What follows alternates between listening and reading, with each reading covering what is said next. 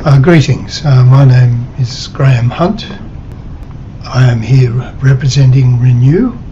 Renew is a national organisation that provides independent advice to the public on energy efficiency, renewable energy and sustainable living. We also have here to assist us Stuart Gordon from IQ Solar. He's one of the owners of IQ Solar. He's been involved in the solar industry since 2010. He has been involved in a lot of residential and commercial projects over that time, and we're very lucky to have his expertise to help us with giving a technical overview. So much appreciated, Stuart.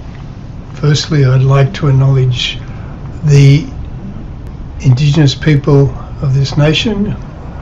We acknowledge we're on the country of the Wangal people of the Eora Nation, and we acknowledge their sustainable stewardship of the country over many millennia, and that the land has never been ceded. We have a lot to get through. We will take questions at the end, but we may break in the middle, so we don't all fall asleep. This is what we're going to go through today. Just looking at, will solar panels be appropriate for your house? If you do decide that that's the case, then things you need to think about in planning ahead before you initiate the process. Once you have solar panels, what do you do with all the energy? How do you make the best use of that? So we'll look at using that excess solar and storing it in things like batteries. And also you have to think about how to connect to the grid. What's the most effective way to interact with the grid so you get the best return out of your panels and reduce your emissions and your bills, ideally. Once we've got an understanding of all of that, we're actually going to talk about the process of how you actually get a system installed. And then once it's installed, obviously they will just sit there, a lot of them, but you do need to look after them and work with it to get the most out of the system in terms of how you're interacting with the grid, but also to make sure they don't get dirty because that can affect their efficiency. And we'll finish with just a list of various resources which you'll find helpful. This slide's sort of quite self-explanatory. People may be aware of why they want to put solar in. Is it just to lower your bills, or is it because there's a better environmental impact because you're reducing not only your emissions and your power consumption from the grid, if you export your excess power back to the grids, it's helping reduce other people's emissions. And one question that often comes up, people say, well, what about all the energy that's used to make panels and all the equipment? Isn't that a lot of extra energy, and isn't that an impact? And it's been shown that generally the payback on the amount of energy produced by the system will, within 2 years, pay back what was used to produce the system, what's called the embodied energy in the system. So things to think about in terms of, will solar work for my home? It doesn't work everywhere. You might have a 3 or 5 story apartment building on the north side of your house, and so you're totally shadowed for most of the year, and then it's going to be very difficult to get a return out of your panels. So orientation is also important, mainly for winter. Ideally you like to have a north facing roof, or north and west facing roof gives you the best return, but it may not always be the case. Most roof orientations will collect a lot of energy in summer because the sun is directly high. In winter the sun is much lower to the north, so if you're overshadowed to the north, you're not going to get a return. It may not be such an issue for you most people do have higher energy use in winter because the days are shorter, the nights are longer, especially in this area. The older style period homes, brick homes, tend to have a higher heating need and cooling need, so your energy use in winter is usually higher. So making sure you have good orientation in winter can be a benefit. You may need to consider whether you're in a heritage conservation area. The council may have restrictions on where you put panels. It may even require a development application, so it's worth checking with the council if that applies to you. You need to perhaps look at the roof. The image down on the bottom corner here shows an old roof from one of these period houses, and it's not a great picture, but you can see there's splits in the rafters because of the age. They're traditionally made with very thin timbers, so it's worth maybe getting a builder or an engineer to have a look if it's an old roof to see if the additional load is a problem. The other issue is you may need to upgrade your meter box if it's old, and that may be an additional expense that isn't perhaps quoted in the price of panels. And that may vary depending on the age and what you want to do in terms of the system. So just something to be aware of. It's worth getting an electrician to have a look and see what the issue is, if there is an issue. And the other thing to think about is what is your current power usage? And we can go into that in a bit more detail, but looking at your power bills to see whether you do use more power in winter or more in summer. Do you use a lot at night, or can you use it during the day? All of these factors can impact on how you utilise the solar energy. Thinking ahead, if you're going to get a solar system or battery, the question is, how big a system do you need? What's appropriate for your needs? And you need to think about your budget, how much you're prepared to spend. First thing to do is to look at your current usage.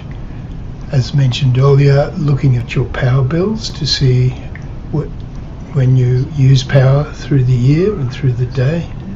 It's now quite easy to access that data. Most energy retailers have apps where you can follow your energy use, some even up to half-hour data spots.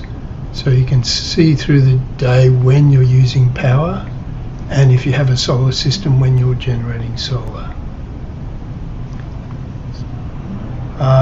It's also worth looking at the energy efficiency first. You may have some high energy uses through particular appliances, and it may be that they're inefficient, and it might be better to spend your money on improving those appliances first before you consider putting in solar or a battery. For example, air conditioners have become a lot more efficient in the last 10 to 15 years, and it may make sense to update that air conditioner before you spend money on solar or batteries. The state government has rebates to help you to update your air conditioners and buy more efficient ones.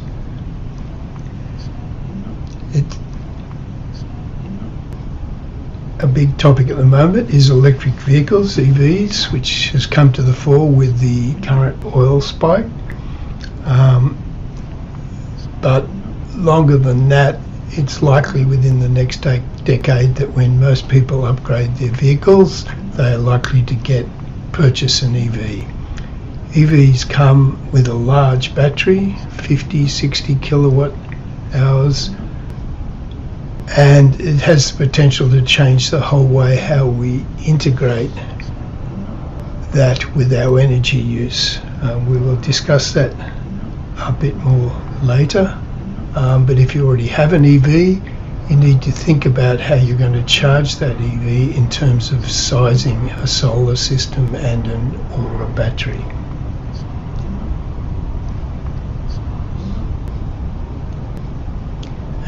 But there is the potential to use the battery to run your home.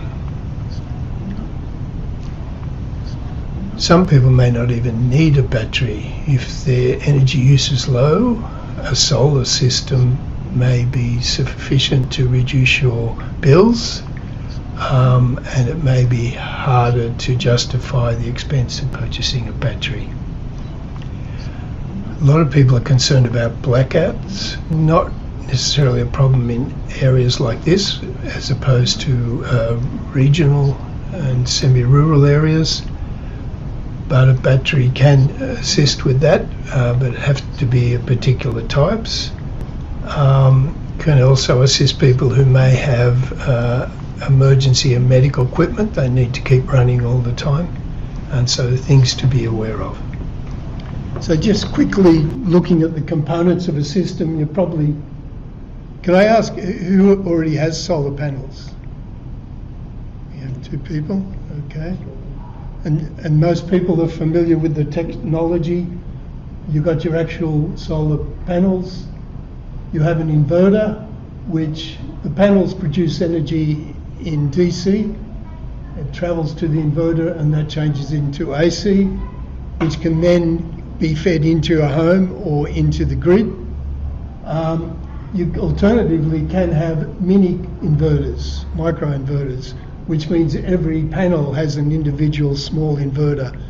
This usually occurs when you might be overshadowed and your panels need to have more control, or you have panels on different orientation of roofs, and it gives you much more control. It's more expensive to do, but it can be worthwhile. And obviously there's systems to fix to the roof, and most systems usually come with some sort of app to monitor, so you can see how much energy is being produced when. So in terms of determining the system size, this is quite a good tool to use if you're looking at putting a system in. It's developed by the Uni of New South Wales and the Photovoltaic Institute, and you can put in your own address. It'll show you a satellite view of your house. You can position your panels, and it'll give you an idea of what likely return you're going to get in terms of payback, and also if you add in a battery, of how that's going to affect the return.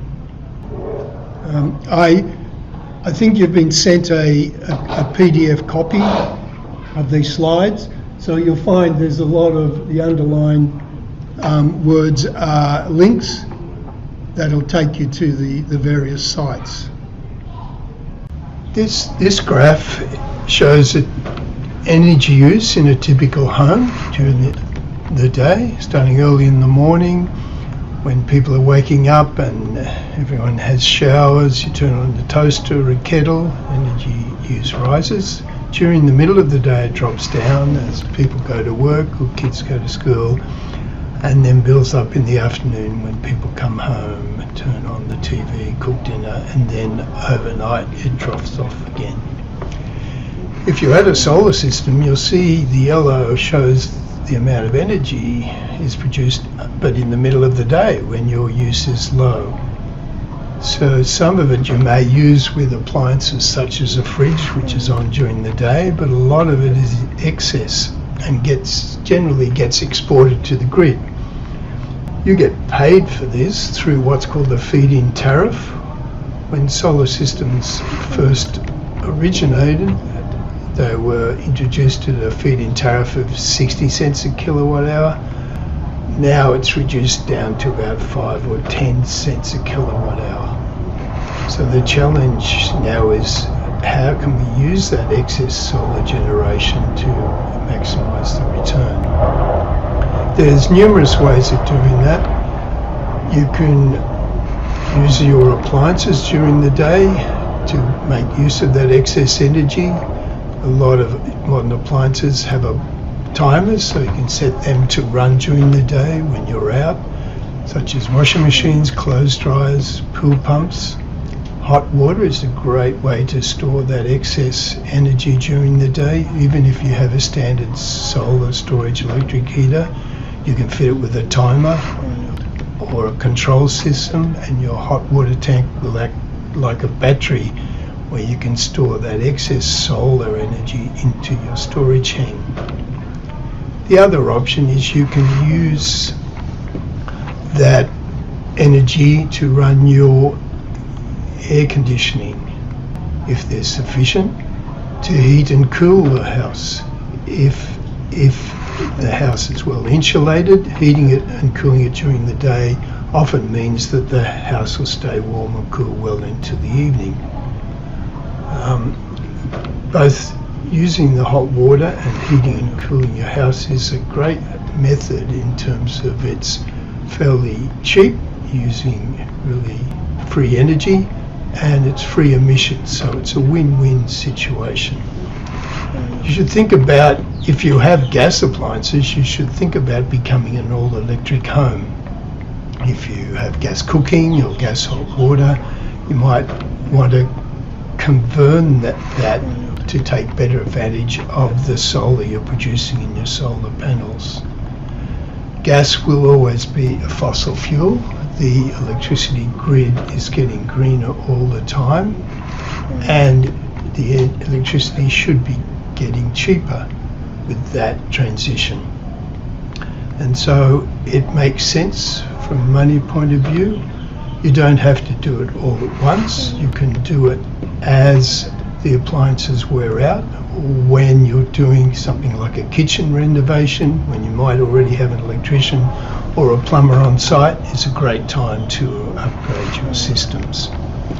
The other great way to store that excess energy from the solar system is by installing a battery or purchasing an EV, and we'll go into those in a bit more detail. So this graph now shows what can happen if you manage to store that excess energy. You can then use it at your peak times in the morning or the evening, increase your self-consumption and reduce the amount of energy when the rates for paying for that energy are much higher.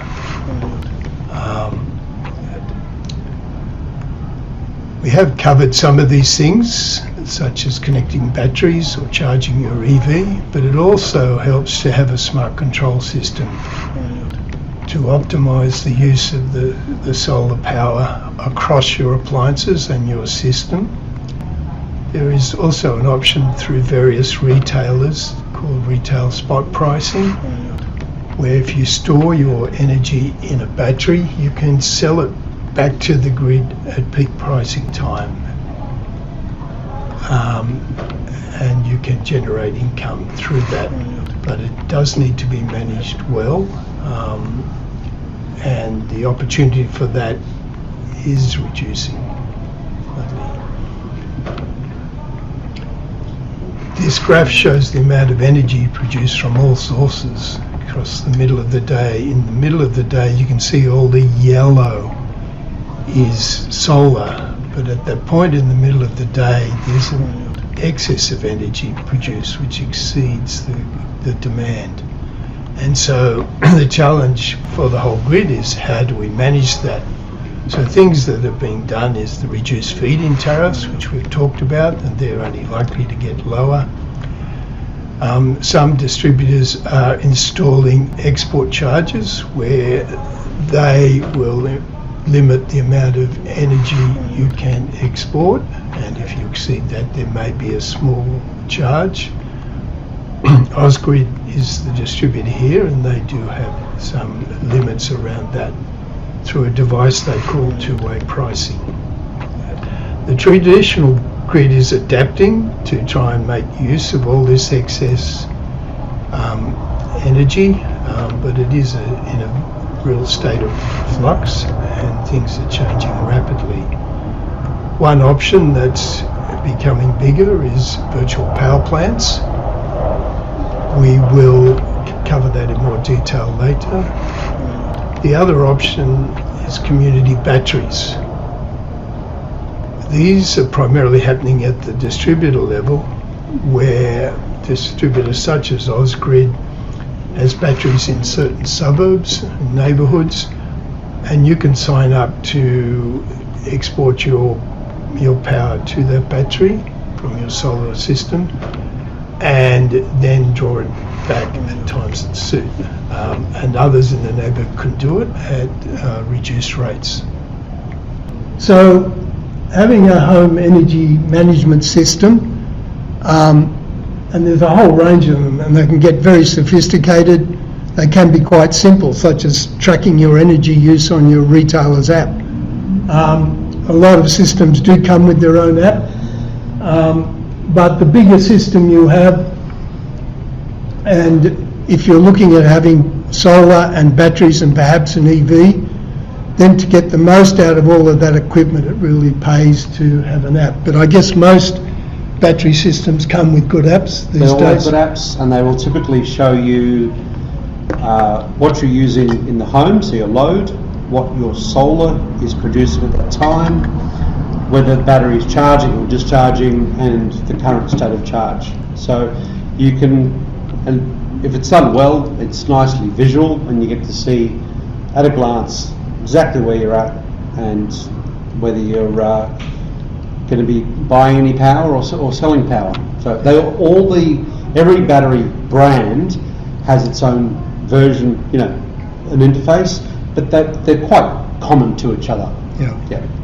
And I guess you can see when you're using a lot of power, and you can tell which appliances are on, and then you can perhaps modify your behaviour to optimise the use of it. Or sometimes it's just a curiosity. So, I mean, when you're cooking, and if you've got an electric stovetop on, you're not necessarily trying to change your behaviour, but if you look at your app, you'll realise you're suddenly using 7 kilowatts, and then you hit the kettle on and you go up to 10. So, yeah, it's quite interesting to see how quickly it tells you what it is that you're doing. Okay. But when you get a system, you can talk to the installer and they'll be able to advise you what app's going to work with, if one's already supplied, or what one's sort of going to be work with the system you have. So why consider getting a battery? I mean, as explained, it'll store the excess energy produced during the day, so you can use it later. Are people familiar with the time of use tariff on their electricity bills? Most people have time of use tariff? Yeah. So obviously it allows you to use that energy you're stored at peak periods when you're paying the highest amount. It can have the option, not all of them, but can have the option to assist during a blackout. And it can assist the management of the grid in terms of high voltages and controls. But it does give you more energy independence. It does give you the option, if you want to go off grid, not much sense to do that in this locality if you're in a regional situation, but not all systems are appropriate for that. So this just sort of goes through and explains a bit more detail about the savings you can make, but also keeping in mind that there is a cost to purchase a battery. The usual life is about 10 years. A few years ago, Renew's recommendation is it wasn't viable to buy a battery. The payback time was dubious, but the price has come down. But the other thing is, you're probably all aware, is there's a federal rebate which has sort of changed that equation significantly, and that has brought the price down. But it can depend on your usage patterns and whether it's appropriate for you. So these are just some graphics to show the basic setup. So the solar comes in and it charges the battery directly, but at the same time, if there's excess, it can export it to the grid. If there's no sun or at night, you can draw back from the battery, but you can still, you can draw from the battery to run the house. And if there's a grid outage, if it's set up properly, you can draw from the battery. But also, if your solar panels are working, you can charge your battery at the same time. Although quite often when there's a blackout, it's when there's been a storm and it's probably overcast, and the options to do that may be limited. One thing to keep in mind is the usable capacity of a battery, and in terms of matching the size of system that you want. Its rated capacity is 10, but you shouldn't discharge it to the full amount. So it's something to keep in mind. And that's just an explanation of the difference between power and energy, in power being kilowatts and energy being kilowatt hours. So that's the amount of, well, power kilowatts is the amount of power at any point in time, and the kilowatt hours is the amount of energy you use over a certain period. So if the battery has an 8 kilowatt hour usable energy at 4 kilowatt over 2 hours, you will have used up your capacity. I won't bother with that. That's sort of an equation to look at. It'll be in the slides in terms of trying to compare your actual consumption to the size of the battery. I did mention that hot water can be a good means, alternative to a battery. It'll be much cheaper if you already have an electric storage heater, such as this one. This particular model comes with a power diverter from a solar system, but you can get add-on systems. There's one called Catch Power. In my own home, my electric storage system was still quite new when we put the solar in, so I just got a timer put on so that it comes on at 10 o'clock, 11 o'clock in the morning, and we're using that solar directly.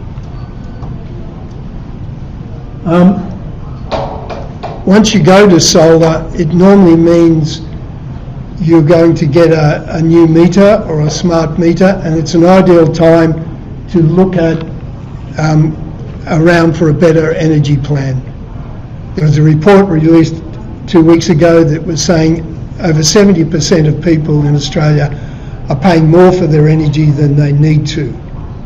And most retailers will have a cheaper plan. I mean, looking at mobile plan, health insurance plans, it's a nightmare. They don't make it easy or simple for you to make. Been pushing on this, you'll find now that most bills will tell you if that retailer has a cheaper option. They'll tell you what it is. I helped a relative just the other week change their plan and saving $700 a year, just through the same retailer but just going on a different plan. There's a federal government website, so it's better than a lot of the commercial comparison plans like the ones that have the silly meerkats running around. This is independent. You can put not only your actual address, you can put your actual meter number, which you can get off your power plan in there, and it'll download what your energy use is and match energy plans to your energy use. So it's a very useful tool. And there's also a commercially available one called Whatever, which also gives you more options to look at the green credentials of different providers if you're concerned about that aspect. We have discussed electric vehicles, and that's going to have a big impact on your energy consumption if you're going to charge at home and you want to use your solar to charge your electric vehicle. And obviously, if you're going to do that during the day, that may not suit you if you're commuting and your vehicle is not at home. But most vehicles sit there probably 80% or more of the time, and they're just sitting, so it's an ideal time to charge them either at home or at work or shopping centre. If you can charge them with your own solar system, that's going to be the most cost effective. To be large enough to do that. Whole different topic on EVs and what sort of charging you need to set up, and whether you just use a normal 10, you can put special charges in. Renew later tonight actually is having a national webinar on this topic, and we had one last week. If you go to some of the resources that I've got at the end of the presentation, you'll see we have quite a few talks about that topic. But the big thing that's on the horizon, and people have been talking about it for a while, is vehicle to load, vehicle to grid, or vehicle to home. And this is where you can take the energy from the battery in your car and connect it to a load. A lot of vehicles already have this, where you can plug in a portable fridge if you're camping, or your laptop, just a portable appliance. Vehicle to grid is where you can connect. You have what's called bidirectional charging. You have a special connection between your vehicle and your home and your inverter and battery, and you can take energy from the battery in the car and feed it into your home or into the grid and export that energy when the price is good for you to do that. There is another subset of that, which is just vehicle to home, where you're not connecting to the grid and you can just feed into the home. A lot of the cars, sorry, yes? Sorry, you're open for questions, Adam? Well, we were going to go through, but if it's just a quick one. Yeah, well, what percentage of current vehicles, electric vehicles that are out there, as well as what we're anticipating to be released, are going to be V2G? Well, it's open at the moment. I think there's probably only two that actually have it available, and one is a hybrid, which is the Mitsubishi Outlander. Yeah. A lot of them have the capacity to do it, like the BYDs, the Dolphin, the Atto, and so forth, but their warranty doesn't cover it, and that's the sticking point at the moment. So it's not a sticking point with Ausgrid? No, and some people have. It's new though, so Yeah. it's a very new standard that's just come into play, and vehicle to home has only been, I remember maybe 3 or 4 months ago seeing an article. It was one of the first vehicle to home installs that had happened, and I think it will be a bit of give and take on either side. So once the car companies see that it's not going to be damaging, although it's increasing the throughput. So if it changes the regular cycle to a more determined cycle, but it is a game changer when it eventually happens, because instead of buying a 20 or a 40 kilowatt hour home battery, you buy a BYD Atto, which is a 60 kilowatt hour battery that you can also take to the shops. And the smoothing, so a lot of this, if you look at the reason for the home battery rebate, it's to smooth out the grid. That is big smoothing if this happens. So really looking forward. Yeah, so it's a watch this space Yeah. thing, unfortunately, at this point in time. There are people, the Origin are doing a trial at the moment, and someone else, is it AGL? AGL. Yeah, so probably 12, 18 months, I guess, before it's fully available. There's some people have gone out there and set it up themselves, but they do run the risk of voiding the warranty on the vehicle. So virtual power plants, are people familiar with these? No. Okay, so what the concept is that there's so many solar systems in the suburbs. I mean, Australia has over 4 million of them.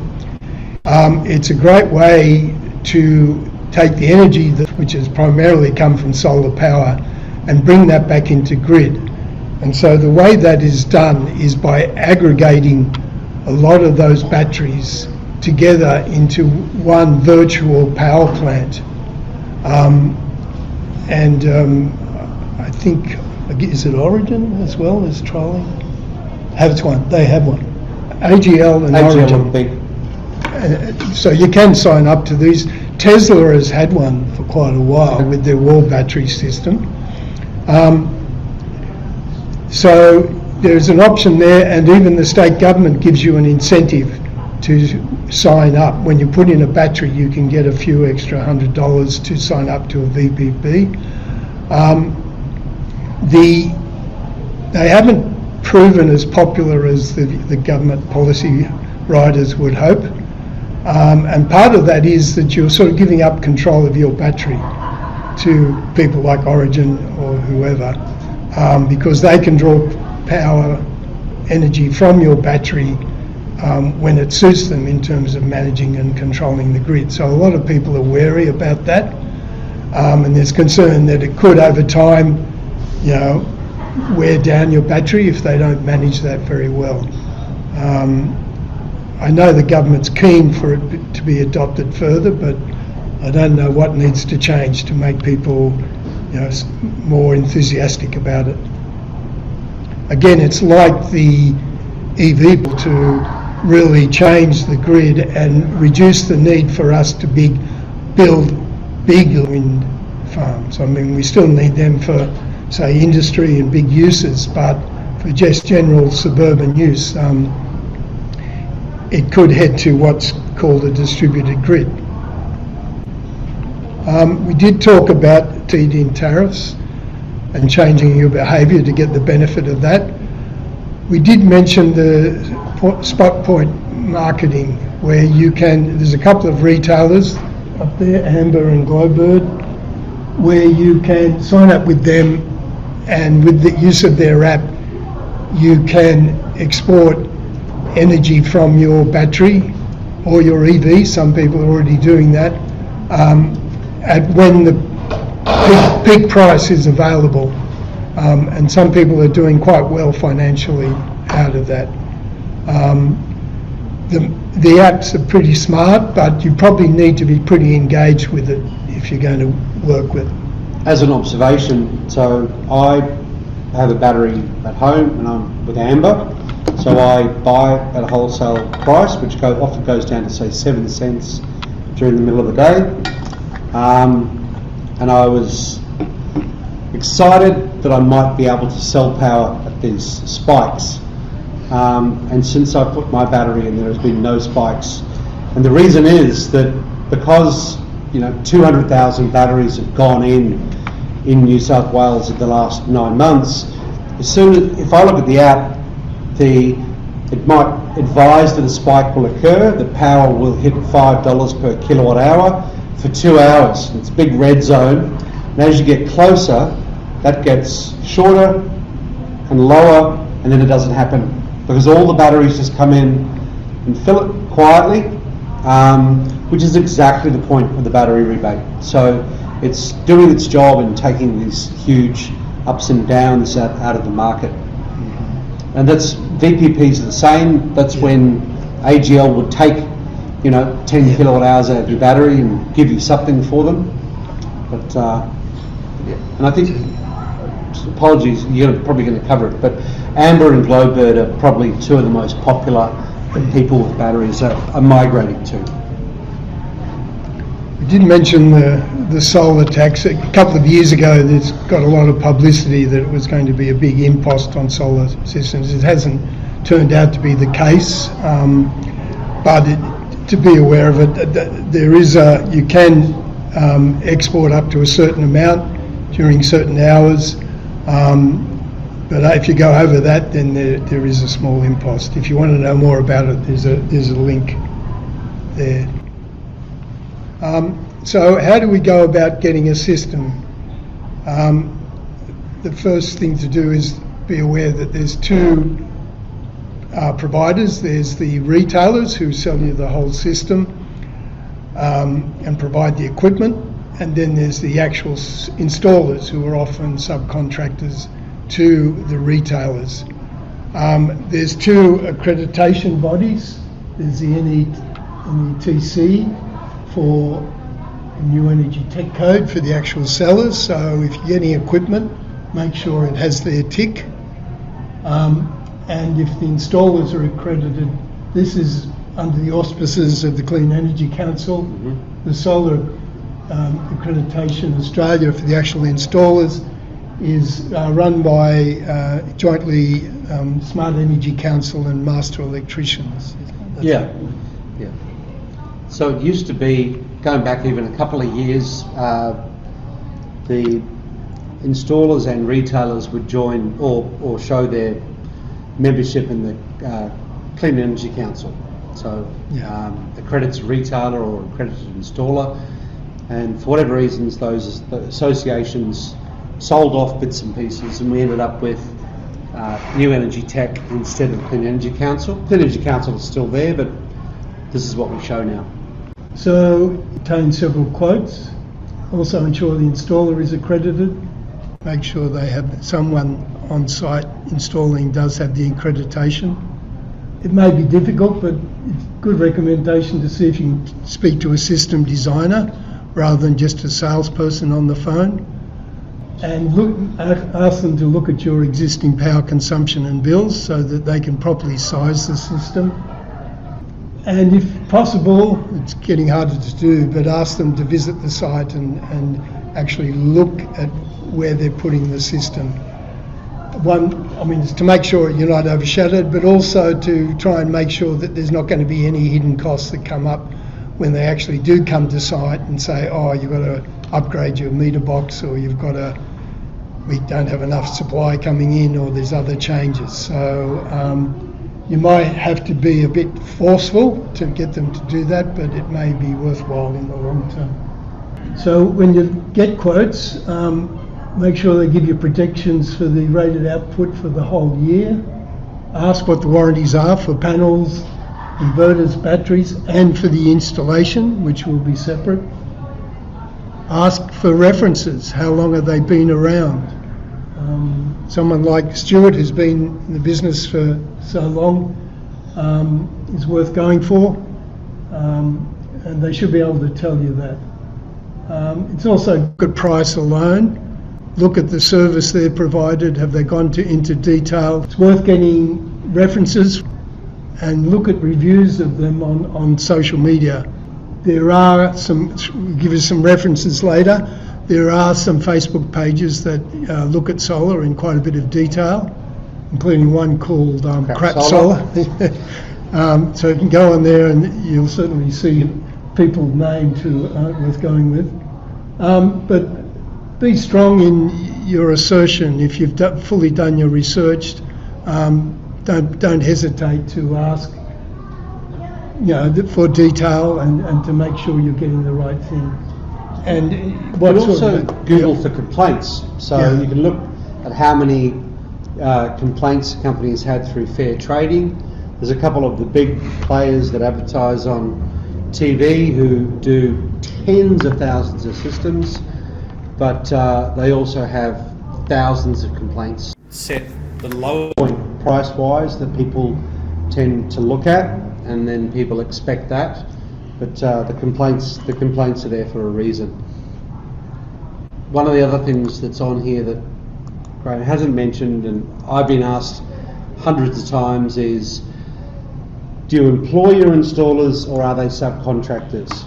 And my answer is all the same. I think that the question is largely irrelevant, and I'll often say to people, if being an employee doesn't make someone good, have you ever worked with someone who wasn't particularly good at their job? People go, yes, I have. So our company, as an example, we have a pool of 5 or 6 or more installers that do different things in different geographies, and some of them we've worked with for 7 or 8 years since the company started. And some of them are just absolutely exceptional. We tend not to take anyone on that's just a random referral. And I'm not doing that to spruik us. I'm saying that distinction doesn't matter as much as you think it does. I've also worked for a company where they were all employees and they were all terrible. Can't pick it.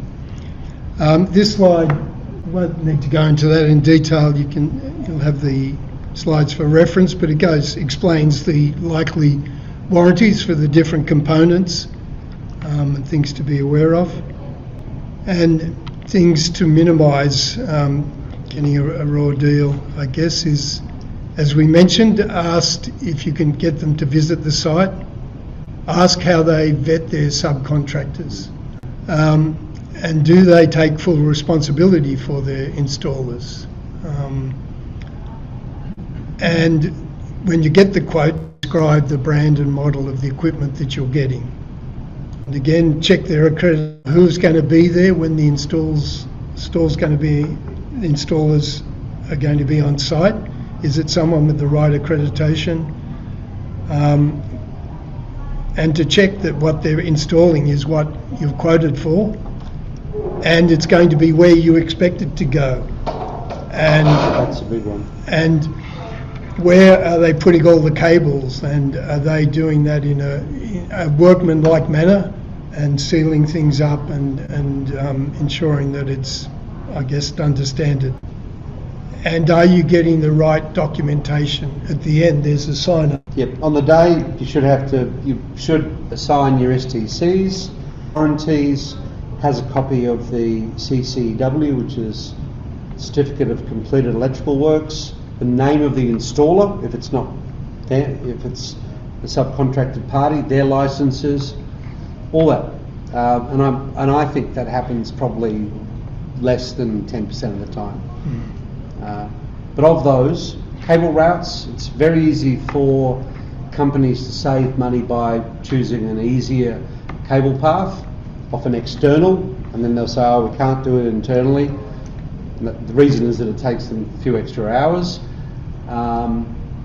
And changing a design, which theoretically they can't do without your permission, but I think a lot of companies just do it on the fly and push through and tell people that that's where it's best. And I guess that's limited if you get them to do a site inspection beforehand. Yep.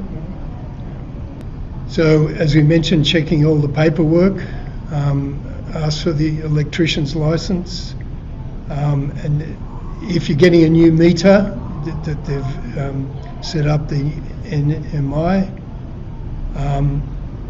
and if you're going to go on, you've all said you're on time of use tariff, so I guess that's not really applicable. It's also worth confirming with your retailer what your feed-in tariffs are to see what your return's going to be, and ask them to show you how to use the app that goes with the system before they leave, so you know how to check on the system and make sure it's functioning. And over time, how do you get the most out of it? As we've discussed, managing the system to use it best to suit the time of use tariff, so you can run things when when the solar's being generated, or in the shoulder period, or in off-peak rather than at peak times. Looking at the system, if it's not generating what was quoted, then maybe you need to speak to them, keeping in mind that a 6 kilowatt system may not produce 6 kilowatts all the time, depending on the conditions. But if you're finding it's significantly lower than that, there could be an issue.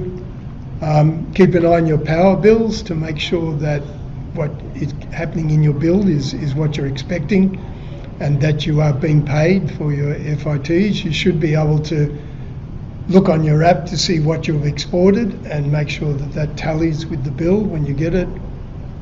Keeping your panel clean can probably not recommended to use the brush as shown, but the rain tends to keep them clean pretty well, but often, sometimes if you get a light shower after a long period, you might have dust splattered on your panels, and it may need just a hose down. It can be a challenge in terms of access, but it can affect their performance. And using the app to manage when you charge your EVs or when you're using any appliance, it's going to make sure you get the most out of your system. There's just a list of resources.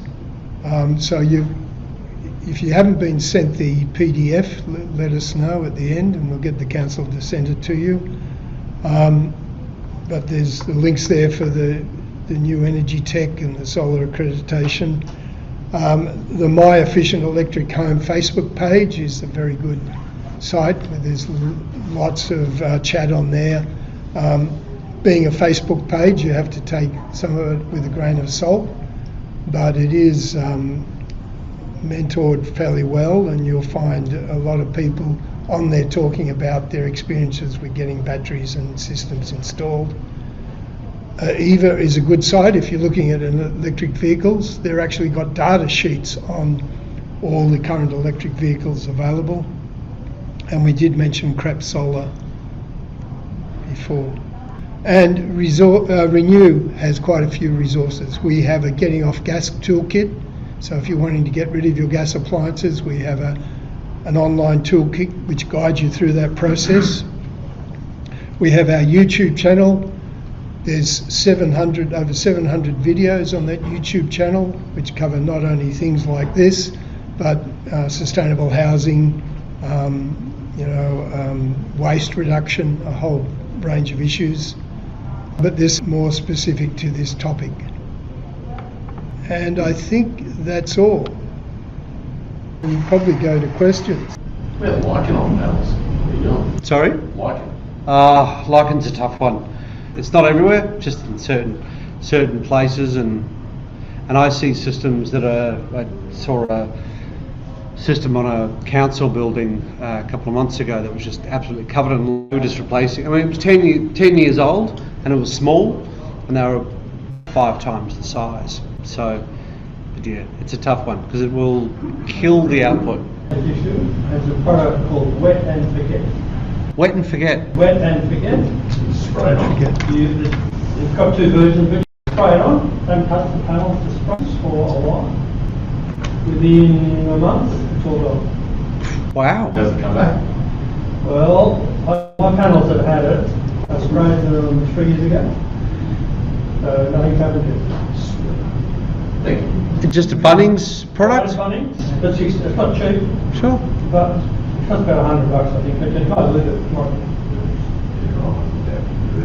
Unbottleable. Great. Good to know. Just for the recording, the recommended product is Wet and Wet Forget. and forget. Yep. I guess the payback period is really important. I mean, Yeah. if you get it wrong, it might take you 10 years or more to get a payback on the system, right? Yes. So I guess it's so important to get a really accurate assessment of the size of the system you need compared with your current usage and that Yeah. usage. That would be correct. In a way, yes. Go back in the slides. Do you want to talk to Yeah, so when I see proposals from other companies, a common mistake is assuming that all the power is going to get used. And in reality, if you don't have a battery, and batteries have really only risen in the last 9 or 10 months, let's say, but most people had systems without a battery. You'd be lucky if you used half the power, because a lot of people are out during the day. So if you don't have a useful tool for modelling that, or just useful estimates, it's very easy to overstate what you are going to use. So if you said, oh, you'll use all the power, and power costs you, if say you're on a flat rate of 35 cents, then you'll save X amount per year. Your payback is 2.5 years.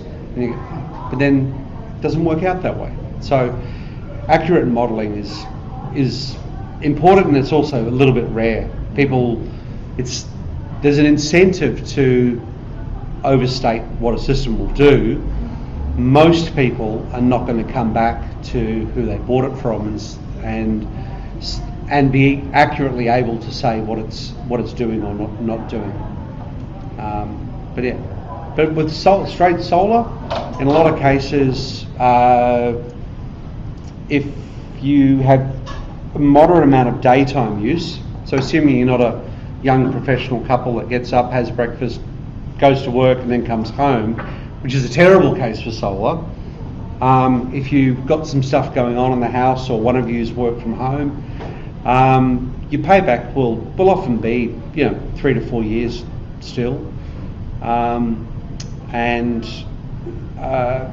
with batteries and the current federal rebate,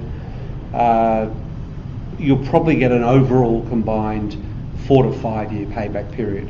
And even though the payback period is possibly not as sexy with batteries in the equation, you get a chance to offset your entire bill if you want to do it that way. So more investment, bigger offset. If you've got an analog meter, they always get changed over. Not by, but as part of the process, normally after the solar is installed. We've got a digital meter, but I think I've previously been advised that I think my consumer mains is a bit old. Yep. So that'll still get done by your retailer. So they get notified by you. You say, hey, I've got solar on. They'll sometimes it's free, sometimes there's a nominal charge. There's a rollout, I mean, pretty much throughout Australia, but this year and next, in most major cities, everyone will get a new meter that's capable of remote reading. So the most overused word in power is smart, but it'll what they're calling smart meters, which have got a SIM card in them. So that's one thing. The other thing is typically your circuit breakers. So you said it's old. You have ceramic fuses. Yeah. So it's possible to sidestep that with solar. So we can ignore it. It's not a great practice. With batteries, you can't ignore it, and you have to upgrade them all. So to the ones that we're putting backup circuits on need it's called a RCBO, so a rapid circuit breaker.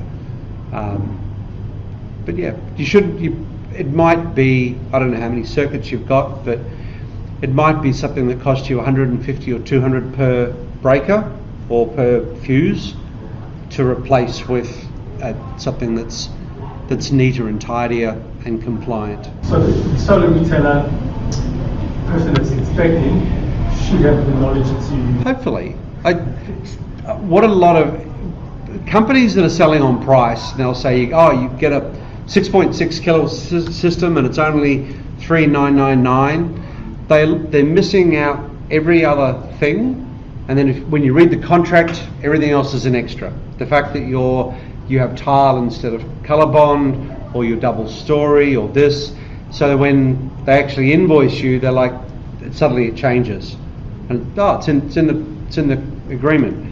So someone that's got some integrity should be able to tell you, these are the extras that you're going to, or this is what we're quoting on, and those things are now included, and it includes a changeover from ceramic fuses to a small sub board within your board with RCBOs, and that might be worth whatever it's worth, but then you can make the decision overall. If they don't mention it, then they're probably just ignoring it. And then in that relationship between the seller and the subcontractor, which should have really good communication but often doesn't with the price sellers, is the installer will turn up and just start complaining about all the things that are wrong with your meter board and tell you that it's an extra. So, yeah. It's worth asking the question. Yeah. I'm just going to add those old ceramic fuses, which we all use, Yeah. they actually don't protect people from being electrocuted. Correct. But the new safety switches do. That's right. The RCBOs, yeah. Those, they just protect the wiring. That's right. They from a burnout, yeah. New ones are safe. Yep. If you know a good electrician, it's probably worth getting him to have a look anyway. Okay. One question. Yeah. Normally, who will be responsible for the inspection of the roof capacity? And after the installation, if the installer will give you some of the waterproofing guarantee on the roof after the installation of the panel? Yep. So if you ended up with a leak immediately after, then it comes down to the retailer. So they absolutely have an obligation to not cause leaks. So they'll have some insurances for that.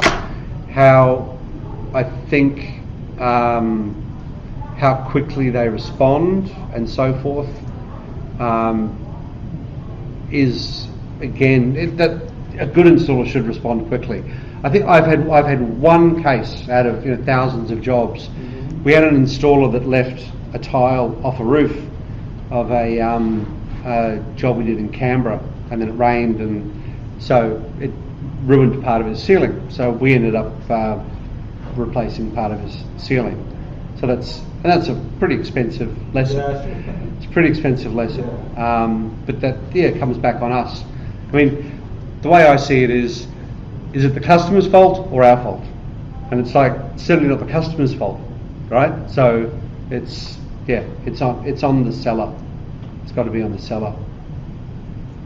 I guess depending on the age of your roof, if you do have an old tile roof, I guess it's worth asking the question when they're quoting, what are they going to do to make sure it is waterproof? There's terracotta roofs are probably the worst because the tiles are very brittle and it is possible to crack them very easily. Normally somebody should ask whether you have spares, and if you don't, or if you don't have enough, it's pretty easy to get spare tiles. So all you have to do is identify the type of tile that it is, which is on the back. Often they've got a name as part of the mould, and you can buy tiles for $4 or $5 each through tile resellers. Second-hand tiles. Yeah. I want the terracotta tiles to affix the rain to the tile, to then actually drill into the tile. No, they tiles hook onto. Not just the rain. No. So the tile gets lifted up. Yeah. There's a particular bracket which goes around the bottom of the tile and gets attached to the rafter, so that bracket comes up under the bottom of the tile. Okay. It's not attaching to a tile. Okay. The tile is in the way, so it goes around the bottom of the tile. Yeah, and so all the weight is borne by a rafter. No weight is borne by the tiles. Yeah. It's still where you can put them. I remember quite a few years ago, I did a system for a friend of mine, and he had an even worse shading problem on the north side of his house, and he was sort of like, okay, well, I guess we won't do it then. And I said, well, we could put them on the south as long as you know what you're losing. Now, in his case, with the angle and orientation, he was losing about 35% of overall production, and he said, I'm happy with that, because as long as he knows it going in, so that's what we did. So it's worth, as I mentioned earlier, looking at your energy consumption. If it is higher in winter, then maybe look at doing other things to reduce that. Making sure your house is well insulated, looking at having efficient heaters.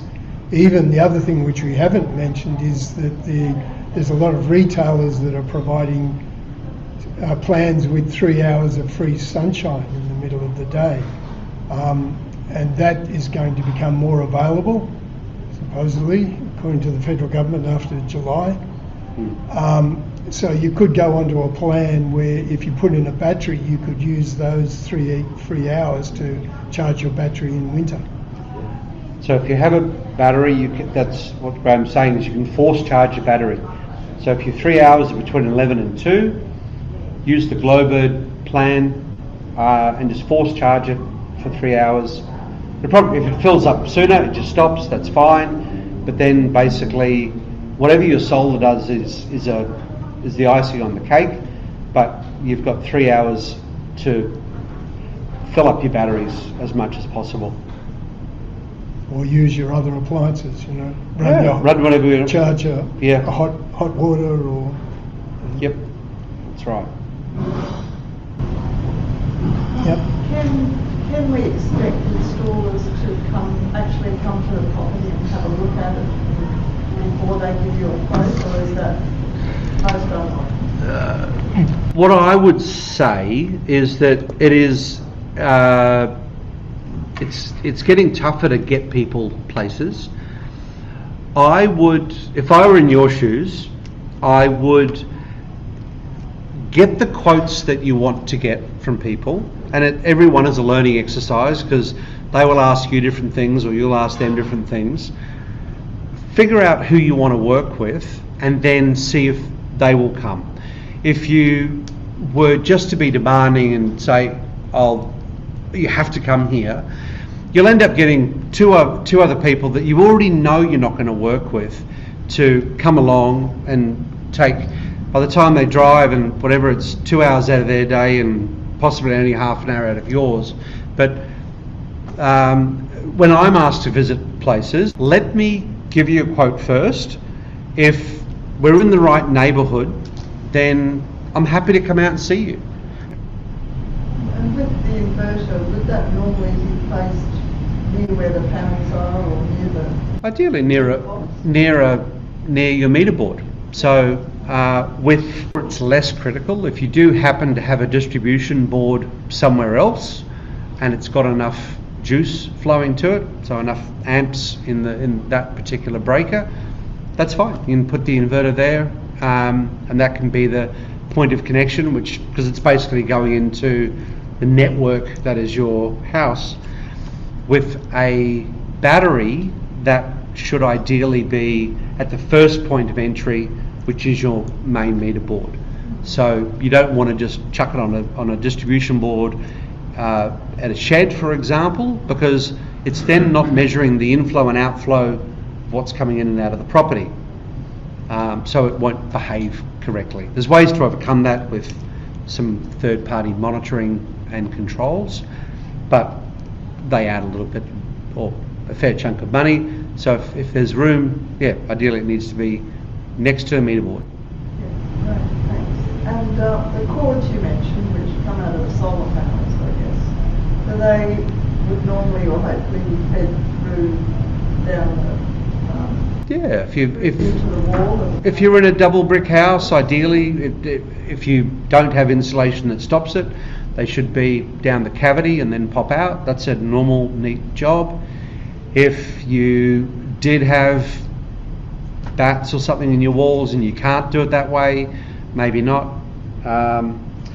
It's I don't mean the seller, I mean every installer has got their own, there's some that are just absolutely excellent and will do things the best way the first time, and some you've got to talk into spending an extra little bit of time to make it tidier. Regarding the various components of the panels, the inverters and the controllers, how much variability is there between different brands in terms of quality and the technology? So I'm assuming the technology is changing all the time. Yeah, with panels, for example, there's every brand will tell you that they're the best or why they're incrementally better in this particular area. Overall, there's been incremental improvements in all panel brands over time. And I don't want to be negative about any or sort of not positive, but if you lined up the top 10 panel brands against the wall over there, you would not be able to tell them apart. I couldn't tell them apart unless I looked on the back and read the sticker. They are so similar to each other, even in terms of output. There's been a lot of consolidation in panels. So what I mean by that is there was more panel brands earlier, and a lot of the companies have closed. I think it was 6 or 7 years ago, perhaps, China increased some of the requirements that the panel companies had to follow in terms of how they made things. And a lot of the smaller companies sold their equipment or closed, and it was survival of the fittest. So the companies that we have now as the big brands, Trina, JA, Jinko, ACO has come out in the premium now, but they're all good. So I've never had a panel problem. out of thousands of jobs over 16 years, I've never had a panel problem. Inverters, I think, are a much more critical area. Inverters are, being an electric device, you have a failure rate, and let's say that's 1 or 2% over their lifetime. How those companies deal with a failure is really important. So I've been a big fan of SunGrow over many years, and I've had failures. So the failures we get from diagnostics. SunGrow is able to see the error codes, and they will have almost universally said, would you like the new one sent to you or the customer? What's easier for you logistically? They'll just dispatch a new unit. That's it. There's no fuss. Other companies, one of the better known European companies, you have to send them your inverter back so that they can diagnose it, and then maybe they'll honour the warranty. So that's quite frustrating from a premium brand. But yeah, even if an inverter dies after, so 10 years is almost a stock standard warranty now.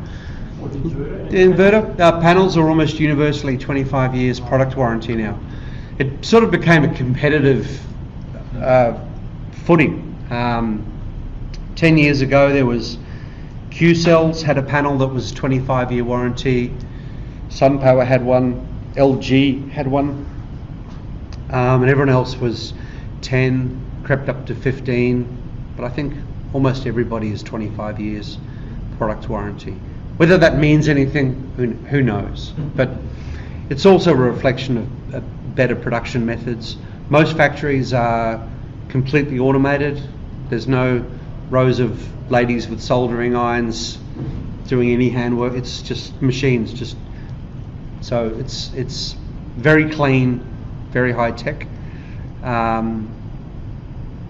So yeah, 10 years is very much standard on inverters, but some we're seeing 12 years, or you can buy additional warranties on some products. Does that cover your question? It does, thank It does? you. You were trying to squeeze one in. Yeah, I mean, as an installer, if somebody sent their power bill to you, Yeah. what do you do with that? Oh, just chuck it out. Yeah. No. So like no. Oh, well, a couple of things. One, just say you had nothing on, no solar, no batteries. Yep. Overall consumption, I can see. There's always a bar graph. I can either do the maths from the body of it, but there's a bar graph, and that will often show 12 months history in that bar graph. So if I can see that you and your family use in April used on average 40 kilowatt hours a day, and it was less in winter or more in winter, whatever, then that should help determine a system size. Obviously I get your address from it. I can jump on and do a quick system design, see what could fit. So if you're using 40 kilowatt hours a day, I'd probably recommend something around 10 or 15 kilowatts in size, so that you're overproducing in summer but still moderately covered in winter. That's it. I can see whether you're standard tariff, like flat or tiered. If you're tiered, then the position, the position of it matters more. If I had a choice between north and west, I'd probably just go west, because it skews that bell-shaped curve further to the right, which means that it's going to cover you more in the afternoons. It's going to change the economics of batteries dependent upon whether you're a flat tariff or time of use, so peak, shoulder, off peak. So it can tell a lot of things. So I use a modelling tool that I've built myself over here with the assistance of other people, but I can put in angle and orientation of panels, what you pay, so the structure and the exact rates, estimates for shading if that's a problem. So even someone that's doing a desktop analysis that hasn't been out yet should look at one of the tools, not just Google Maps because it's a single picture, but Nearmap or Vexcel, there's a couple of others that will show a series of pictures, and we'll be able to see the impact of shading in different times of year. And in some cases that matters, and in some it doesn't. Recently, I've had people, obviously you've had to have solar in order to get the battery rebate. So while the battery rebate has been the most simple, no affiliation at all from me, but just 3 hours free. So if you've got a big inverter, say a 10 or 15 kilowatt inverter, and a 48 kilowatt hour battery, you just fill it up in 3 hours, and that's it. Unless you're using more than 48 kilowatt hours a day in your home. But then you don't have to pay for any power. It's you're using and abusing Glowbird in a way that is consensual. But fill up, use free power, that's it. It's a great system. And that will continue. There's only a couple of companies that are offering that. Oboe and Glowbird do it now, 3 hours free. Amber is an adjustable wholesale price, so it's a little bit more complicated to get your head around, but similar. But from mid-year, there'll be these mandated free power. What's the scheme called, Graham? It's got solar sharing. Yeah. So every retailer will have to provide a plan with the 3 free hours. The challenge might be is their rates might be higher. In the non-free hours. In the non-free hours. So that's something. So that's where you can use the comparison tool to see which one's going to give you the best deal. But it makes a case for, even if you didn't put in solar or get the rebate, to just buy a battery. Although you don't get the battery rebate unless you have solar. No, but I'm saying not get the rebate. Oh, just do it anyway. Yeah. I mean, it's a longer payback, but sure. If you can't. One more question. Yeah. You just mentioned it in your slide. You just mentioned the microcontroller. Yeah. Yeah. For each panel. Do you have any idea how much benefit or percentage increase on the total energy production in using the microcontroller or a centralized controller? Yep, I do. So if you have a case. Particularly for the shade. Yeah, so just say you transient shade. So if you have panels that are at one time of day everything is in shade, then everything is in shade. They're all equally poor performing.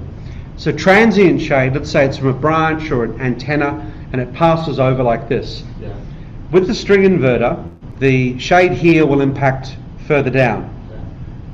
Panels are getting better with bypass diodes.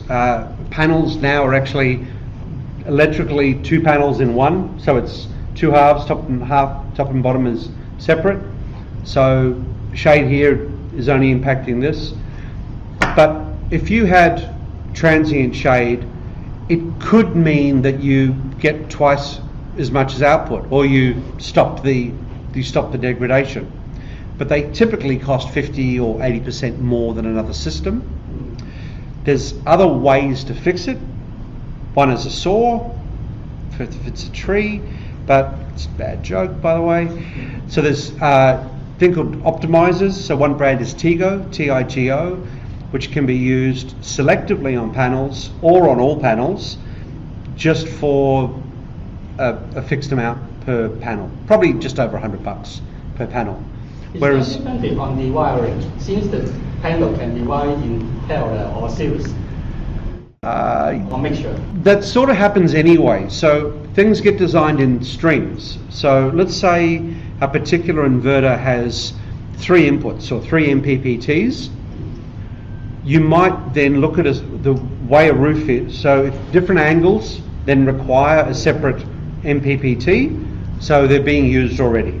If you have